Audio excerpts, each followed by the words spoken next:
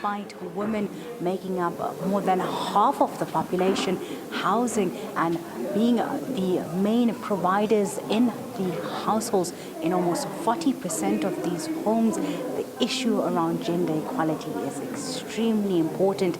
And this morning we're here at the Radisson Blu here in Sandton, where a conference is being held to highlight and unpack this important conversation, looking at the strides that have been made, looking at some of the constraints as well as hindrance to ensuring gender equality. The Commission of Gender Equality is hosting a two-day conference here, bringing in newsmakers, policymakers and change makers to ensure that when we look forward in the next 30 years, we're taking through the lessons that have learned in the last 3 decades, the strides that have been made, but also looking at where there have been some shortfalls. I want to bring into the conversation the provincial manager here. Peter, thank you so much for joining us this afternoon.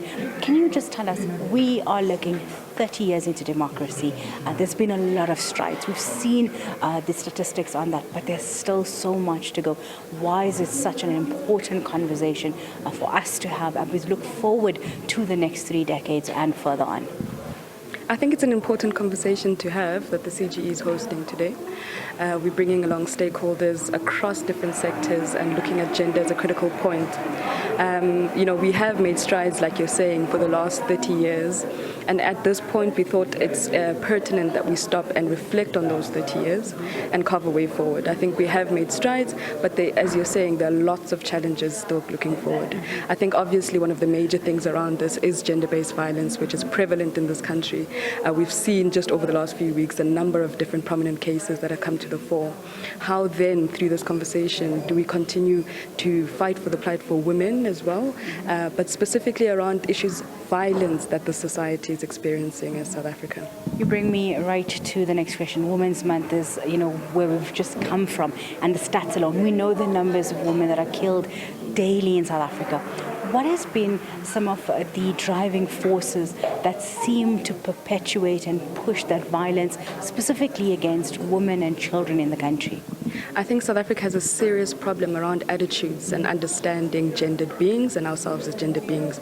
I think that as the CGE, we recognize that attitudes, perspectives, experiences really contribute to how we understand ourselves as gendered beings in the society.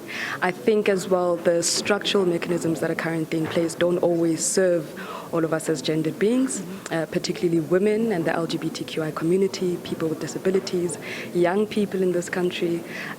So those are some of the things that are contributing to that.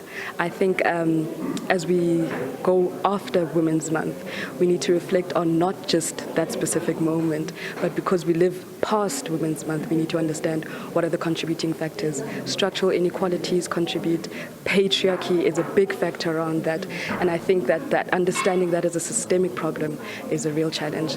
Implementation of policies, slow implementation, not being able to convert the legislation into what we understand our real lived realities to be. I think there's a big gap there. Yeah. And I think that's also one of the conversations that when we look on paper, we have, a constitution that enshrines all these rights, the policies that come into play. You talk about the slow implementation of these policies. What has been, from your experience of working within the sector, some of the barriers to ensuring that those policies then translate into lived experience on the ground? I think a big barrier is accountability. I think the work of civil society and watchdog institutions such as the CGE and other C-lines are working tirelessly, but I think we cannot wait. And I think that accountability is a key challenge for that lack of implementation. And one way that the CGE does is through the work that we do with our legal department, the research department, public education and information. So the lack of accountability is a critical point in that matter.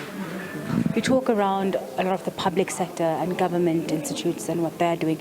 Are we seeing this also happening in the private sectors, in the corporate world, where gender inequality is also prevalent there as well?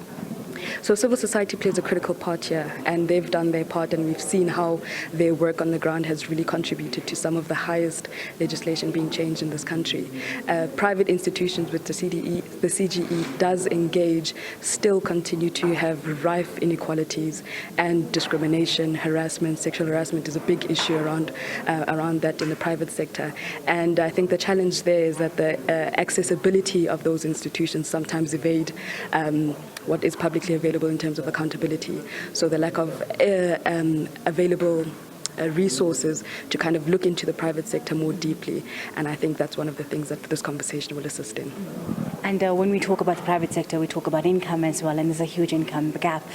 In South Africa, there's 40% of women-run household, yet pay does not reflect that. We're still seeing women being underpaid, compared to their male counterparts, despite running these households on a solo income.